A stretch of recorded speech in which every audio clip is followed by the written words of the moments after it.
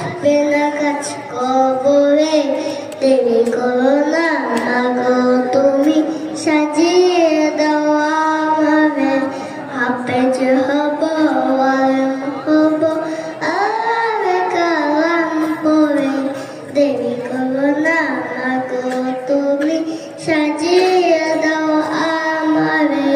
হাফেজ হয়ে তোমার ছেলে বাড়বে যে সম্মান, রোজ হাসরে নূরের টুপি পাবে প্রতিদান। জান্নাতে মানব তোমায় সুপারিশ করে, দেরি করো না গো তুমি, সাজিয়ে